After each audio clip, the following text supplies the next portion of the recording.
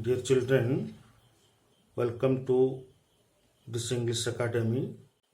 Here it is Sudhanshu sir today for starting a new chapter in grammar that is most important.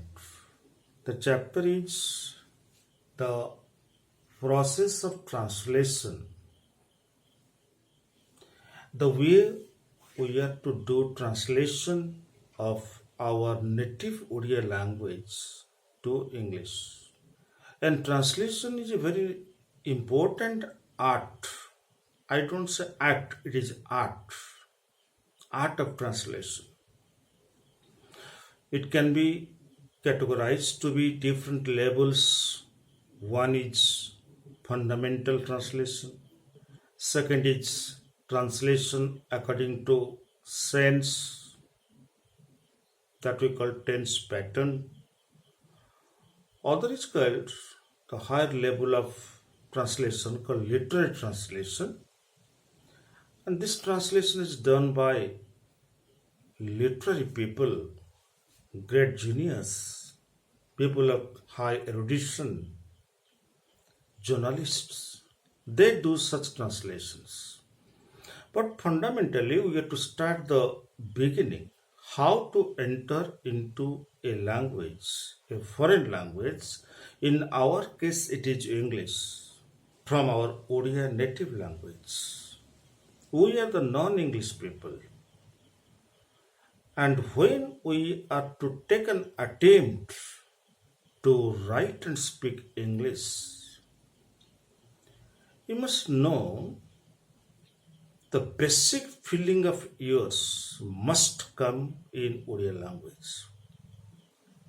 What big a professor might be from Odisha, if he speaks extempore, non-stop, for hours together, don't be surprised how does he speak.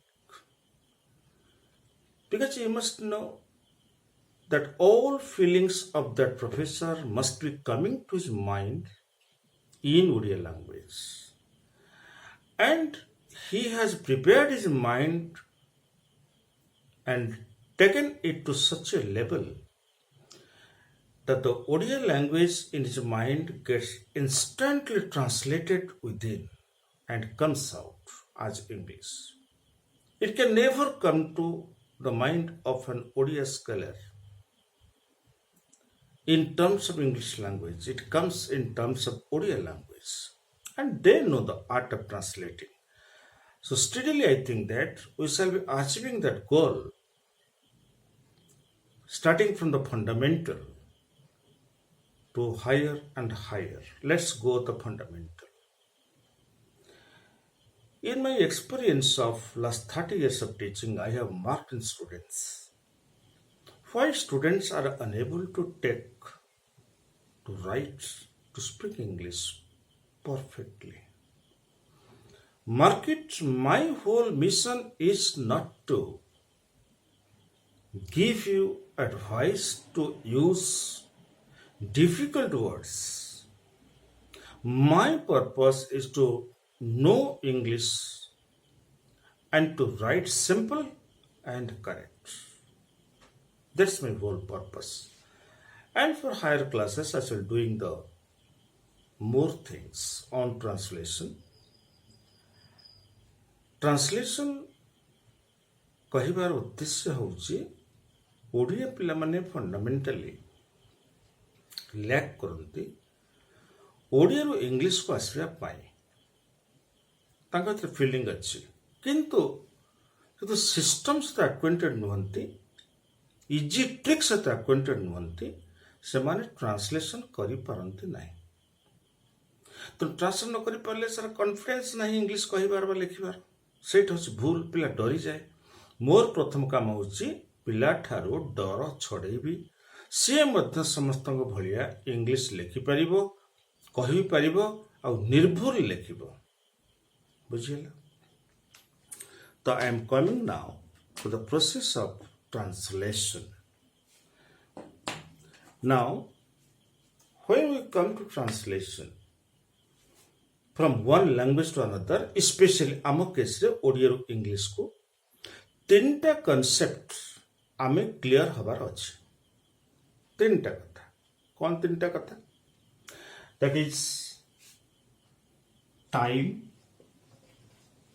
one is time, other is aspect, other is form। এই তিନିଟା କଥା ସହିତ ଆମେ ସମ୍ପୂର୍ଣ୍ଣ ଭାବରେ acquainted ହବାର ଅଛି। ତାକୁ short ଫର୍ମରୁ କହିବୁ କ'ଣ ନା tap, TAF, tap, time, aspect ଆଉ ଫର୍ମ। ଦ୍ୱିତୀୟ କଥା ହେଉଛି ଆମେ ଯେଉଁ ପାର୍ଟସ୍ ଅଫ୍ ସ୍ପିଚ୍ ଜାଣିଛେ, 9 ପ୍ରକାର ପାର୍ଟ ଅଫ୍ ସ୍ପିଚ୍ ଅଛି। Noun, pronoun, adjective, adverb, verb, preposition, conjunction and interjection, finally determiner। जो डिटरमिनर हम आगुरी पढ़ी सारे पूर्व क्लास गुड़ाक बुझेगा। तो मो प्रश्न है ये टैपटा टाइम, आस्पेक्ट, फर्म, ये तीनटा जाक कहा सहित कनेक्टेड? ए तीनटा जाक गोटे पार्ट ऑफ स्पीच तो कनेक्टेड, दैट इज वर्ब। केवल भर्ब सहित टैप रो संपर्क अच्छी, टैप सहित भर्ब रो संपर्क अच्छी। आउ कहा सहित टैपटा, ए टैपटा आउ कहा पाखकू जाई परिबो नाही। फंडामेंटली ये प्रथम सुन, टैपटा कहा पाखरे बसी परिबो नाही बा कहा को इन्फ्लुएंस करि परिबो नाही। टाइम, आस्पेक्ट, फॉर्म केवल इन्फ्लुएंस करिबो कहा को भर्ब को। भर्ब रो अछि टाइम, भर्ब रो अछि आस्पेक्ट आ भर्ब रो अछि फॉर्म। बुझिले? तेणु आमे प्रथमे ए टैप पढ़िया पूर्वरु भर्ब को देखिबा, तापरे टैप को आसीबा। एबे आसीबे हम माने कॉन्सेप्ट ऑफ भर्ब। भर्ब ता कोन? मु कहिथिल क्लास रे प्रत्येक पार्ट ऑफ स्पीच रो डेफिनेशन एंड फंक्शन अच्छी। किए को फंक्शन करिवो कहा जाई परिवो। डेफिनेशन कोन? Noun, it is a naming word कहिथिली। Pronoun is a replacing word. Adjective is a qualifying word. Adverb is a modifying word. Verb is an acting word. Preposition is a joining word. Conjunction is a joining word. Interjection is a surprising word. बर्तन कथा है verb गोटे acting word। ताले verb होची गोटे acting word। verb तो acting word है आम इंग्लिश लैंग्वेज रे प्रश्न आसे verb केते प्रकार अछंती? verb अछंती दुई प्रकार। बुझिले? गोटे होची ऑक्सिलरी वर्ब, आ गोटे होची मेन वर्ब। बुझिले? अच्छा, ऑक्सिलरी वर्ब का मध्य कहि परिबा हेल्पिंग वर्ब। हले? अच्छा, टोटल ऑक्सिलरी वर्ब इंग्लिश रे केतटा अछंती? टोटल होचंती 27। जदि इंग्लिश लैंग्वेज रे एन टा वर्ब थांती ताले मेन वर्ब संख्या केते हबो? मैथमेटिकली टोटल होचे एन, ये हला 27, त मेन वर्ब संख्या केते हबो? n - 27, n - 27। हले? ए 27 वर्ब जो अछंती ये पुन दुई भाग रे विभक्त हिचंती। बुझिले? कोन कोन? गोटे होचंती प्रिंसिपल ऑक्सिलरी, आ गोटे होची मेन, आ गोटे होची modal auxiliary. Principal auxiliary and modal auxiliary. अच्छा, जदि दीटा कहा गला वर्ब, ऑक्सिलरी वर्ब कहा गला, एंको काहे के दुईटा करा गला? प्रश्न आसे, पिला प्रश्न आसीबो दुईटा काहे करा गला? प्रिंसिपल ऑक्सिलरी कोन करिवो ना सेंटेंस रो टेंस को कंट्रोल करिवो। बुझिले? मोडाल कौन करिवो सेंटेंस रो सेंस को कंट्रोल करिवो गोटे टेंस गोटे सेंस मोडाल पढ़ला बेले डिटेल पढ़ेबी किंतु प्रिंसिपल कौन करिवो ना सेंटेंस रो टेंस को कंट्रोल करिवो समय जो एस्पेक्ट अछि तब से देखिवो ए प्रिंसिपल कोन होइछि ना ताले या संख्या केते हला 13टा मोडाल संख्या केते हला 13टा प्रिंसिपल केते रहउचंती 14टा 14 13 27 क्लियर है अच्छा ए प्रिंसिपल कोन होइछि ना ए ऑक्सिलरीटा ये पुनी तीन भाग विभक्त होइछि केते भागरे तीन भागरे कौन कौन गोटे होछि बी गोटे होछि हाफ आ गोटे होछि do be verb have verb and do verb बुझिले तो तीन टा विभक्त होइछि तार भीतर केते रहबे ए 14 रहबे 14 देखि आसबे नाही गुणित डिवीजन कले मध्ये टोटल हबो 14 बुझिले अच्छा बर्तन कथा होछि आमे करिबा दैट ए ऑक्सिलरी रो पूर्ण डिवीजन टा लिखे दउछि तो ऑक्सिलरी वर्ब रो नेक्स्ट डिवीजन गुडक हमरो दरकार पड़िबो प्रिंसिपल ऑक्सिलरी रो प्रिंसिपल ऑक्सिलरी ये संख्या केते थिला 14 अच्छा ये तीन भाग विभक्त होइतिले कौन थिला be verb have verb and do verb बुझिले अच्छा ए बी वर्ब टा कोन कहै छै ना त तीनटा फॉर्म पुल अछि कोन प्रेजेंट पास्ट एंड फ्यूचर बुझिले तल हाफ वर्ब कोन अछि कोन ना तार तीनटा पुल अछि प्रेजेंट पास्ट एंड फ्यूचर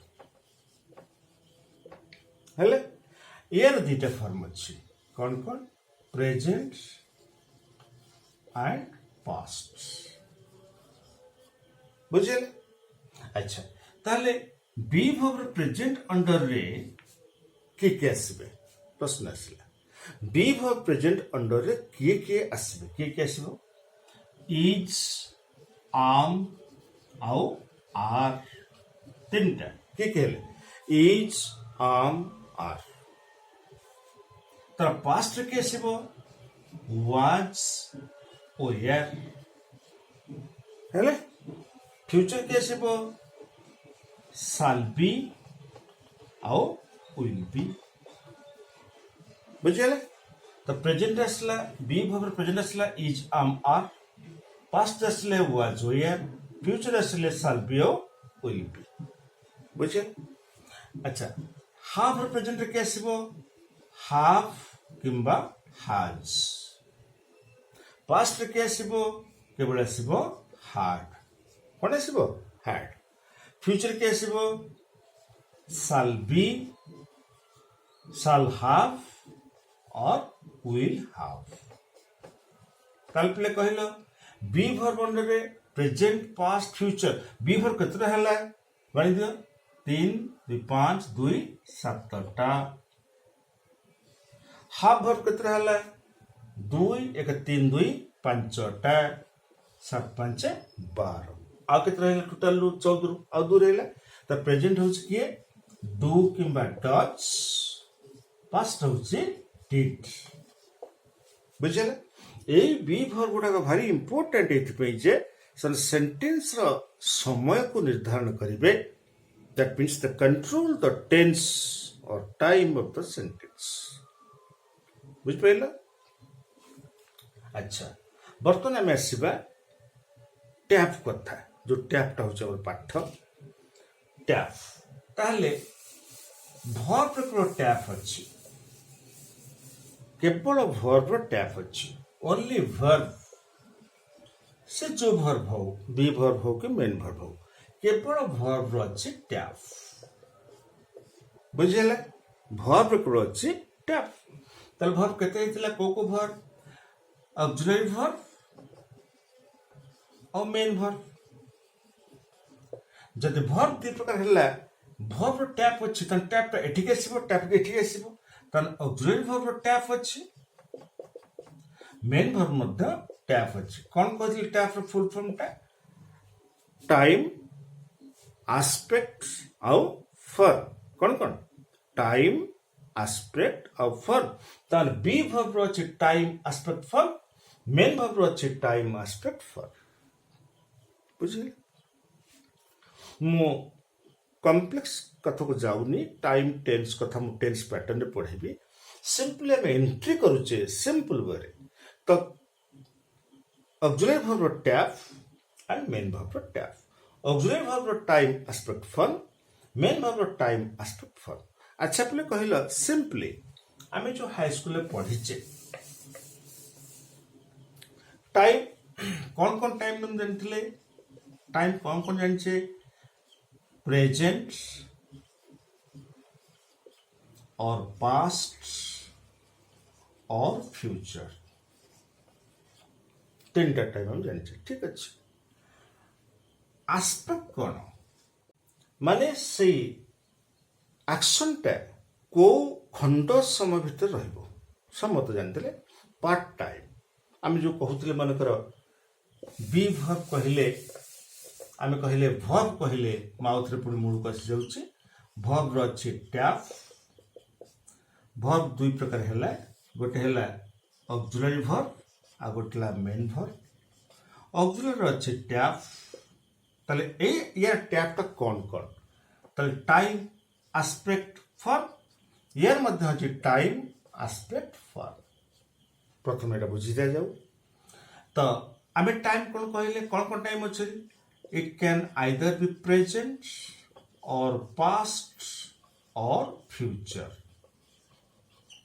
है तले यार टाइम कौन हबो प्रेजेंट टाइम तो समान तीनटा प्रेजेंट और पास्ट और फ्यूचर तले आमे देखले ऑक्सिलरी वर्ब टाइम जहा मेन वर्ब टाइम से क्लियर एस्पेक्ट आसीबा ये एस्पेक्ट कौन ये एस्पेक्ट होची नॉन पजेसिव मन रखिबा नॉन पजेसिव और पजेसिव कौन हैला नॉन पजेसिव और पजेसिव ताले फॉर्म कौन हबो आइदर पॉजिटिव और नेगेटिव और इंटरोगेटिव और नेगेटिव इंटरोगेटिव ताले यार टाइम हैला present past future main verb time मध्य प्रेजेंट पास्ट फ्यूचर यार एस्पेक्ट को हला नॉन पॉजिटिव पॉजिटिव किंतु यार एस्पेक्ट से की ना यार कौन हबो सिंपल प्रोग्रेसिव परफेक्ट आउ परफेक्ट प्रोग्रेसिव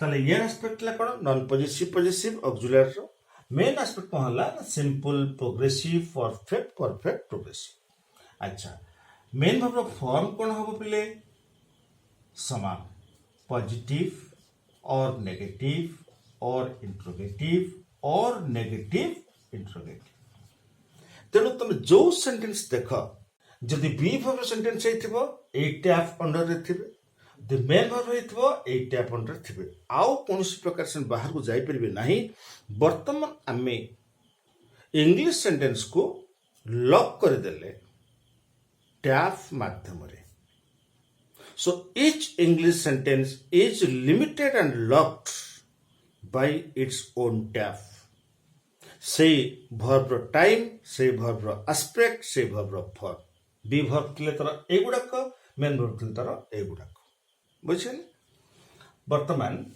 आमे आसीबा ओडिया सेंटेंस रो इंग्लिश सेंटेंस को ट्रांसलेशन करिवार सॉफ्ट स्किल एंड ट्रिक्स जोटा होच मोर फुल पर्पस आमे ओडिया सेंटेंस लिखिबा तापर इंग्लिश सेंटेंस लिखिबा केमति डिफरेंस फील करिबा केमति ट्रांसलेशन करिबा वर्तमान कथा हला आमे ओडिया सेंटेंस आ इंग्लिश सेंटेंस दीटा को देखिबा सब जानिया दरकार जे प्रत्येक लैंग्वेज रो सेंटेंस कंस्ट्रक्शन और स्ट्रक्चर अलग अलग ओडिया सेंटेंस रो स्ट्रक्चर जहा इंग्लिश सेंटेंस रो स्ट्रक्चर सेया नुहे तो इंग्लिश सेंटेंस जो प्रिंसिपल अच्छी आम ओडिया इंग्लिश को आसला बेले से प्रिंसिपल को मानिबा को पड़िबो नचेत भूल हो खाली इंग्लिश वर्ड लिखि ट्रांसलेशन हेनी सपोज देख मोटे ओडिया सेंस लिखुची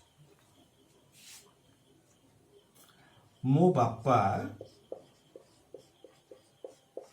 आजी घरे अच्छन्ति एटा गोटे ओडिया सेंटेंस सब देखा पिले आम सेंटेंस रो स्ट्रक्चर होची प्रिंसिपल होची आम ओडिया सेंटेंस रो वर्ब टा सब बेले सेंटेंस रो शेष रे थिबो it is a must verb शेष रे रहिबो जोटा शेष रे थिबो सेटा वर्ब तले मते कहले एथरे कोटा सेंटेंस अछि अच्छन्ति तले एटा हे गला वर्ब बुझिए किंतु इंग्लिश सेंटेंस कौन हम ता प्रिंसिपल अलग तार सब्जेक्ट परे परे वर्ब टा रहिबो तो देख आमर अच्छन्ति हला वर्ब तर किए अच्छन्ति मो बापा ये है सब्जेक्ट तो गोटे सेंटेंस को ठीक करिया को हेले फंडामेंटल ठीक करिया को हेले तमर दरकार प्रथमे सब्जेक्ट आ वर्ब रो एग्रीमेंट ठीक थिबो इंग्लिश सेंटेंस रे ए एग्रीमेंट किए कराए टैप ठीक एग्रीमेंट टैप कर पिला मान को टैप ऊपर कांसेप्ट क्लियर नहीं बोली ट्रांसलेशन करिया पिला मान को मुश्किल होउची करि पर नाते भूल कर से टैप में पढ़िबा हैला तो इंग्लिश रो होची सब्जेक्ट ऑफ वर्ब देखो ओडिया सेंस कोन हबो कर्ता प्लस अन्य किसी थी लास्ट रोचे क्रिया एटा जो ओडिया सेंटेंस रो स्ट्रक्चर इंग्लिश कौन हम subject plus verb plus others एटा होची इंग्लिश सेंटेंस रो स्ट्रक्चर तो जेहेतु हम इंग्लिश करिया को चाहूचे आमे ए प्रिंसिपल को मानिया पड़िबो सपोज आमे कहबा एटा को ट्रांसलेशन सर करूची मो सब इंग्लिश वर्ड लिखि देली बर्तन मो माई देख तल तल नहीं आसिली माई बापा फादर आजी टुडे घरे एट होम अच्छन्ति इज मु पूरा तलकु तल वर्ड्स डिसेंड कर देली देख एटा गोटे इंग्लिश अक्षर खाली शब्द भी कहि परिबा किंतु एटा ट्रांसलेशन नुहे बुझिला ताले कौन करिया पड़िबो मते वर्ब देखिया पड़िबो सब्जेक्ट देखिया पड़ो ओडिया रे ताले कहा ट्रांसलेट करिवे आगे करिवे मो बापा बापा अच्छन्ति रो ट्रांसलेशन बुझे एटा हला सब्जेक्ट एटा हला वर्ब तापर जहा लिखा था लिखबो ए सब्जेक्ट वर्ब सेंटेंस ठीक हला माने इंग्लिश रो तमे श्योर हे जाओ तम सेंटेंस रो 75% ठीक है गला एटा होची इंपोर्टेंट सब्जेक्ट वर्ब रो परफेक्ट एग्रीमेंट बुझे एतिक ठीक है गला सेंटेंस रो 75% ठीक है गला बाकी रहला जहा अछि अरेंजमेंट ऑफ वर्ड्स से दबा 25% ताहाल सेंटेंस पर ठीक है गला तो एई तक पिला मानकर अभाव रहउछु बोली पिला माने ट्रांसलेशन करि पारु नाहंती सो दैट डरी गले डरबार किसी नहीं पिले बहुत सहज तार सॉफ्ट स्किल और ट्रिक मु कहीदेवी तार फंक्शन भी कहीदेवी तो आमे बर्तमान सब पढ़ुचे नॉट थ्योरेटिकल ग्रामर आमे पढ़ुचे फंक्शनल ग्रामर एवरीडे लाइफ रे हम अप्लाई करबा से इंग्लिश लैंग्वेज को आमे करबा जदि पिले तुम ए प्रिंसिपल को न मानिबो ताले निश्चित हो तुम इंग्लिश सेंटेंस भूल हैला कारण आमे जानछे जे गोटे ओडिया आप्त वाक्य अच्छी जे देश जाई से फल खाई बुझे तु बर्तमान लंडन जीवु तू पखाड़ खाइबी पखाड़ शाग भजा कते किए दब खाद्य खाया पड़ो खाद्य खाया पड़ो तो सेमती जमी आम लैंग्वेज प्रिंसिपल अच्छी लैंग्वेज प्रिंसिपल को मानिया पड़ो आम गोटे कह गोटे एग्जांपल कहवा आमर मन ट्राफिक रूल बुझे ट्राफिक रूल कौन कौन आम रास्तार बाँ पटे जा बुझे कि ट्राफिक रूल लंडन कौन अच्छे से रास्तार डाण पड़े ଯଦି ଇଣ୍ଡିଆନ୍ ଟ୍ରାଫିକ୍ ରୁଲ୍ଟା ତୁ ଲଣ୍ଡନରେ ବ୍ୟବହାର କରିବୁ ତାହେଲେ ତୁ ଯାଉଥିବୁ ବାଁ ପଟେ, ତାଙ୍କ ଲୋକ ଆସୁଥିବ ତୋ ମୁହଁରୁ, ତୁ ଘରେ ପହଞ୍ଚିଲା ବେଳକୁ ତୋ ମୁହଁର ଜୋଗ୍ରାଫି ଚେଞ୍ଜ ହେଇଯାଇଥିବ। କାରଣ ତୁ ଗୋଟିଏ ମୁହଁ, ଅନେକ ମୁହଁ ବାଡ଼େଇ ହେବେ ସେଇ ବାଟରେ। କ'ଣ ହବ ଅବସ୍ଥା? You are simply going to lose yourself. ବୁଝିହେଉଛି ନା? ଆମର କହୁଛେ ଯେ ବିଭିନ୍ନ ନିୟମ ସବୁ ଅଛି, ଆଉ ତୁମମାନଙ୍କୁ ସେ ନିୟମକୁ ମାନିବାକୁ ପଡ଼ିବ। ଯଦି ଇଂଲିଶକୁ ଆମେ ସଡନ୍ଲି ସିନ୍ସିୟରଲି ଚାହୁଁଛେ ଆସିବା ପାଇଁ, ତାହେଲେ ଆମେ ଇଂଲିଶର ନିୟମକୁ ମାନିବାକୁ ପଡ଼ିବ ଟ୍ରାନ୍ସଲେସନ୍ କରିବା ସମୟରେ। ବୁଝିଲେ? ତେଣୁ ଆଜି କ୍ଲାସ୍ରେ ମୁଁ ତୁମକୁ ବେସିକ୍ସ କହିଦେଲି, ଫଣ୍ଡାମେଣ୍ଟାଲ କହିଦେଲି। ଆମେ ଯଦି ଏଣ୍ଟ୍ରି କରିବା ଟ୍ରାନ୍ସଲେସନ୍କୁ, ମୁଁ ଏଣ୍ଟ୍ରି କରିନାହିଁ। କମିଂ କ୍ଲାସ୍ରେ I will be entering into different tables of type. ଟ୍ୟାପ୍ର ଦୁଇଟା ଟେବୁଲ୍ ଅଛି, ଗୋଟେ ବି ଭର୍ବର ଟେବୁଲ୍, ଗୋଟେ ମେନ୍ ଭର୍ବର ଟେବୁଲ୍। ଆଗ ବି ଭର୍ବର ଟ୍ରାନ୍ସଲେସନ୍ କରିବା ଟ୍ୟାପ୍ ଟେବୁଲ୍ ମାଧ୍ୟମରେ। ତା ସାଉଣ୍ଡକୁ ୱାଚ୍ କରିବା, କାରଣ ଇଂଲିଶ ଟ୍ରାନ୍ସଲେସନ୍ କରିବା, ଆମେ ଓଡ଼ିଆରୁ ଇଂଲିଶକୁ ଆସିବା, ସେଟାର ଇମ୍ପୋର୍ଟାଣ୍ଟଲି ଯାହା ଉପରେ ବେସ୍ କରେ ଦ୍ୟାଟ୍ ଇଜ୍ ସାଉଣ୍ଡ। ଓଡ଼ିଆ ଭର୍ବର ସାଉଣ୍ଡକୁ ଆମେ ପୁରା ୱାଚ୍ କରିବା, ସେ ସାଉଣ୍ଡରୁ ବାହାରିବ ଟ୍ୟାପ୍ଟା।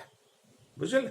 ତେଣୁ ଭର୍ବର ଟ୍ୟାପ୍ଟା କେମିତି ବାହାରିବ, I shall be doing in the next class, I think, and hopeful you'll be getting the benefits of the class and develop yourself in speaking and writing correct English.